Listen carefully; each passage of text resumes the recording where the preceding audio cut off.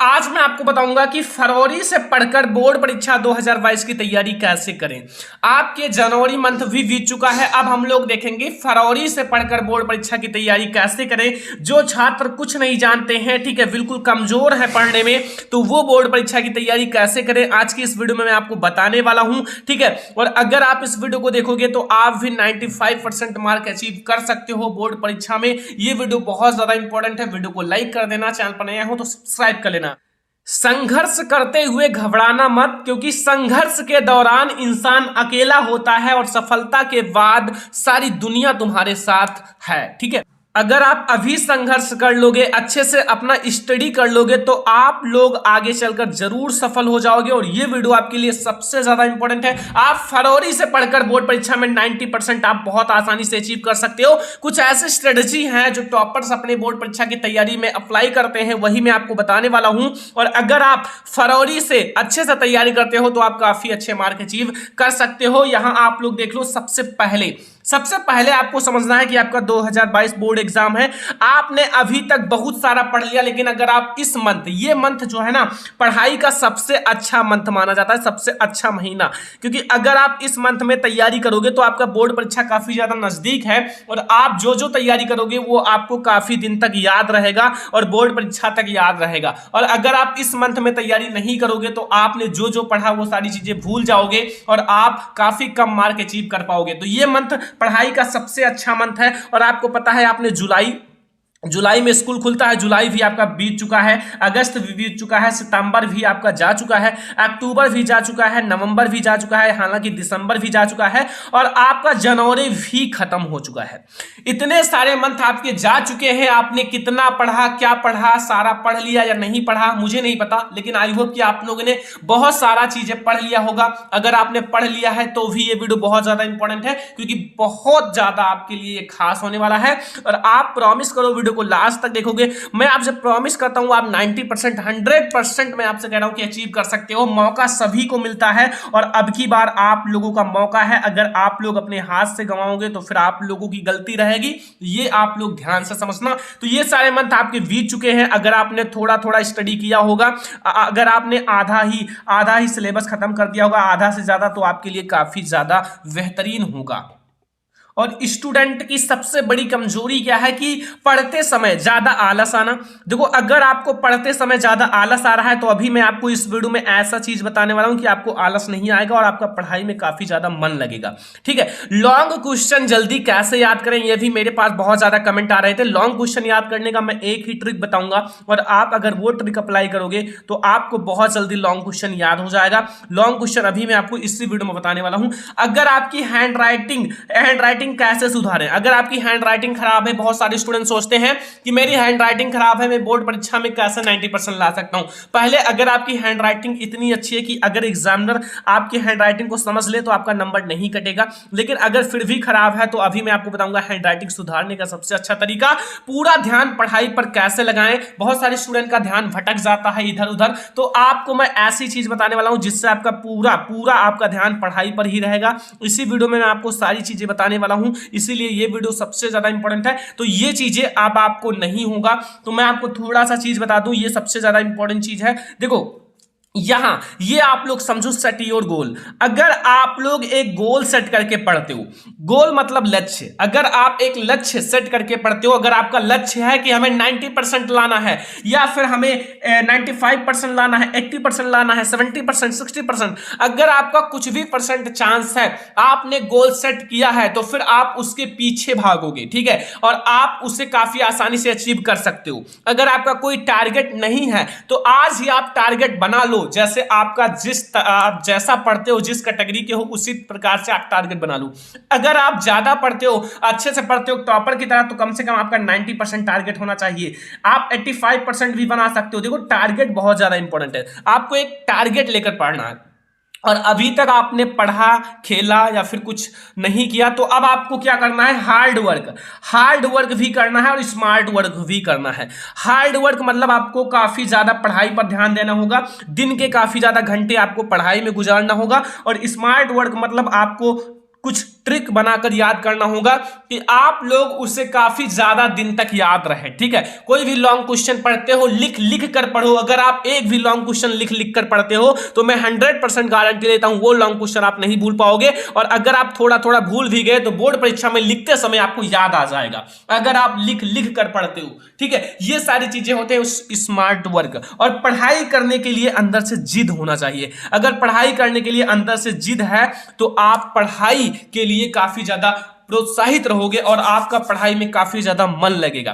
ठीक है, तो अगर आपको पढ़ाई में मन लगाना है, पढ़ाई में बिल्कुल जिद आपको लगाना है, तो फिर आप लोग एक गोल जरूर सेट कर लो। क्योंकि जब आपके पास एक टारगेट रहेगा, जैसे किसी के पास टारगेट होता है कि हमें आर्मी में जाना है, तो उसके लिए वो डेली रनिंग करते हैं, एक्सरसाइज करते हैं, उसके लिए आप पसीने बहाते हैं। तो उसी तरह अगर आपका 95% या फिर 90% अगर आपका गोल होगा, लक्ष्य होगा, तो आप पढ़ाई के लिए जिद रहेगा, अंदर से आग रहेगा कि हमें पढ़ना होगा, तभी हम इतना नंबर ला सकते हैं।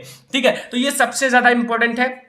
आपको एक गोल सेट करना है, एक टारगेट सेट करना है, ताकि इसी के अकॉर्डिंग आप पढ़ सको।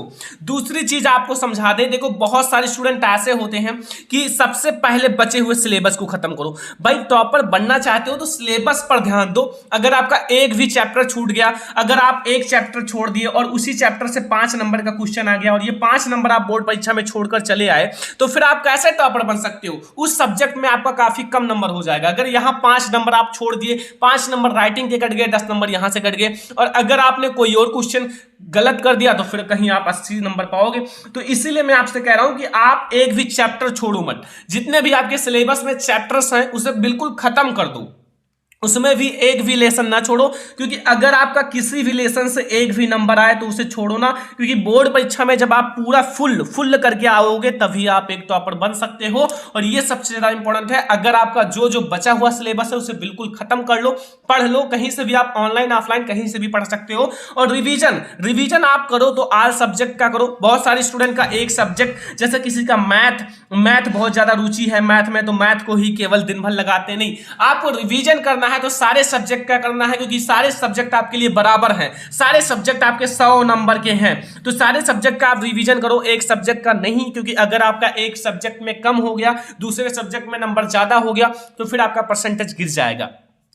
और पढ़ने वाला ही 90% लाता है, आपको पता है, जो पढ़ेगा वही 90% 95% लाएगा। ठीक है, तो अगर आप नहीं पढ़ रहे हो तो पढ़ना स्टार्ट कर दो। जो भी आपका सिलेबस में जो चीजें छूट गया है उसे पढ़ लो, दोबारा आप उसका रिवीजन कर लो, पढ़ लो। और जो आपने पढ़ लिया है उसका रिवीजन स्टार्ट कर दो। अगर एक घंटे 2 घंटे रिवीजन करोगे सारे सब्जेक्ट का, तो फिर आपका रिवीजन काफी तेजी से हो जाएगा। ठीक है, ये सारी चीजें बहुत ज्यादा इंपॉर्टेंट है। और यहां आप लोगों को मैं बता दूं कि आप लोग set your best time table बना के पढ़ो। भले ही आप थोड़ा कम पढ़ो, लेकिन आप टाइम टेबल बना के पढ़ो। और आपको डेली पढ़ना है, आप थोड़ा कम ही पढ़ो लेकिन आप डेली पढ़ो। डेली अगर आप पढ़ोगे, कोई चीज डेली की जाती है तो वो चीज ज्यादा सफल होता है। ठीक है, अगर आप डेली पढ़ना स्टार्ट कर दोगे तो आप 90% काफी आसानी से अचीव कर सकते हो।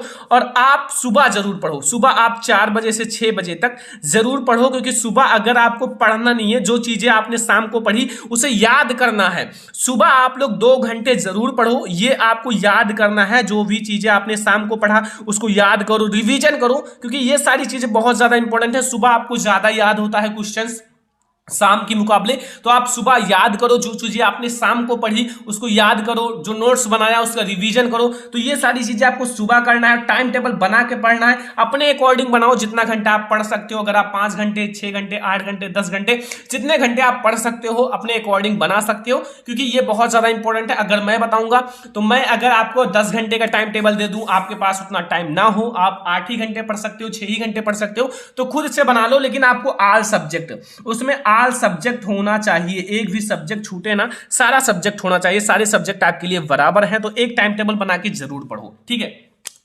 फिर यहां मैं आपको बता दूं कि सारे सब्जेक्ट का चैप्टर वाइज इंपॉर्टेंट क्वेश्चन आपको जरूर सॉल्व करना है। देखो मैं आपको चैप्टर वाइज इंपॉर्टेंट क्वेश्चन क्यों कह रहा हूं, चैप्टर वाइज बहुत ज्यादा इंपॉर्टेंट है। अगर आपके सारे चैप्टर में जितने भी इंपॉर्टेंट क्वेश्चन है वो बिल्कुल क्लियर है, एक भी क्वेश्चन आपका नहीं छूट रहा है, तो फिर आपका कोई भी बोर्ड परीक्षा में क्वेश्चन आएगा तो उसी चैप्टर से आएगा जिस चैप्टर को आपने क्लियर कर लिया है। अब उसी चैप्टर से आएगा तो तुरंत आप लिख दोगे। और चैप्टर से पढ़ोगे तो ये पता रहेगा ये क्वेश्चन किस चैप्टर से है। और जब आपको चैप्टर पता चल जाता है तो आपको बहुत सारे माइंड में ट्रिक भी आ जाते हैं। तो ये बहुत ज्यादा इंपॉर्टेंट है कि सभी सब्जेक्ट का आप लोग chapter wise important question solve करो, क्योंकि आपके लिए चैप्टर वाइज इंपॉर्टेंट क्वेश्चन सबसे ज्यादा इंपॉर्टेंट है। अगर आप चैप्टर वाइज एक दिन सॉल्व करके देखो, एक दो चैप्टर आप सॉल्व करके देख लो, वो चैप्टर आपके लिए हलवा लगने लगेगा। कोई भी आपसे क्वेश्चन पूछेगा, आप तुरंत उसका जवाब दोगे। तो चैप्टर वाइज आप पढ़ना स्टार्ट कर दो, क्योंकि चैप्टर वाइज पढ़ना सबसे ज्यादा महत्वपूर्ण है। अगर आप पूरा चैप्टर का इंपॉर्टेंट क्वेश्चन पढ़ लोगे तो फिर आप लोगों का उस चैप्टर से कोई भी ऐसा क्वेश्चन नहीं है कि आपको नहीं आता हो, तो फिर बोर्ड परीक्षा में कोई भी क्वेश्चन आ जाए आप तुरंत लगा सकते हो।